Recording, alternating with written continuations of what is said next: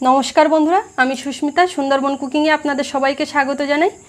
বন্ধুরা, আজ আমি বানাবো আলু বেসনের ভুজিয়া বা ঝুরি ভাজা, একদম দোকানের মতো। আপনারাও খুব সহজে বাড়িতে বানাতে পারবেন।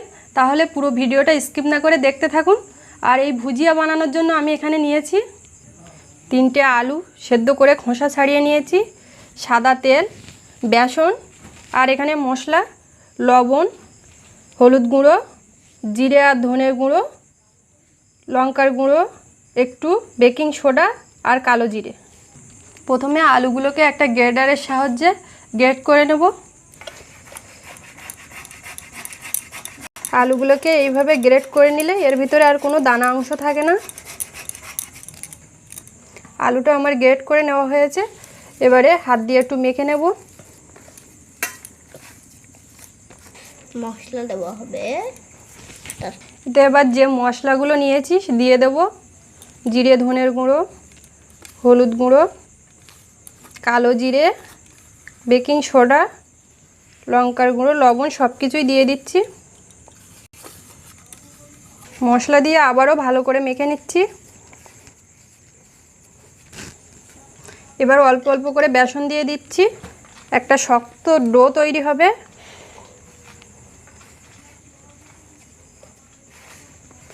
আমরা রুটি মাখি যেমন আটা দিয়ে বা ময়দা দিয়ে যেরকম ডো তৈরি করি রুটি পরোটা করার জন্য, সেই রকম শক্ত একটা ডো হবে।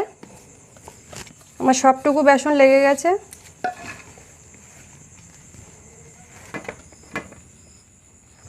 ডোটা আমার রেডি হয়ে গেছে, দেখুন এরকম হবে। এবার আমি হাতটা ধুয়ে নিচ্ছি। আমি আজকে মেশিন ছাড়াই এরকম একটা গ্রেটারের সাহায্যে ভুজিয়া বানাবো। আপনারা যখন এরকম গ্রেটারের সাহায্যে বানাবেন তখন এর গায়ে একটু হালকা করে তেল লাগিয়ে নেবেন। আমি এখন এর গায়ে একটু তেল লাগিয়ে নেব।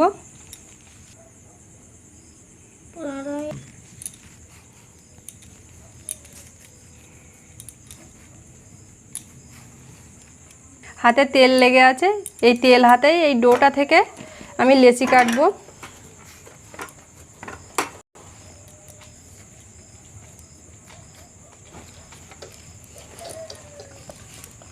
তিনখানা লেচি কেটে নিলাম।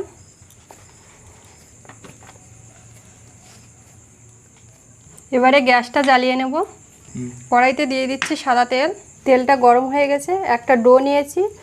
এবার গ্রেটারের সাহায্যে ভুজিয়াগুলো তেলের মধ্যে ছাড়বো।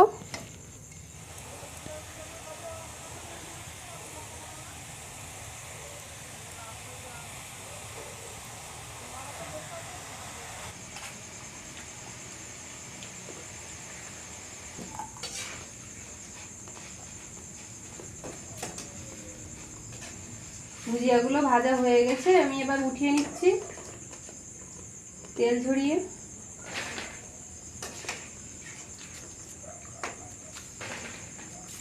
একইভাবে বাকিগুলোও ভেজে নেব।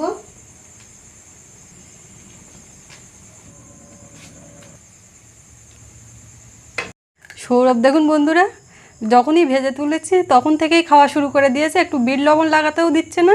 আপনারা যখন বিট লবণটা লাগিয়ে নেবেন, এই ভুজিয়াটা ঠান্ডা হওয়ার পরে, গরম থাকতে থাকতে দিলে কিন্তু নরম হয়ে যাবে।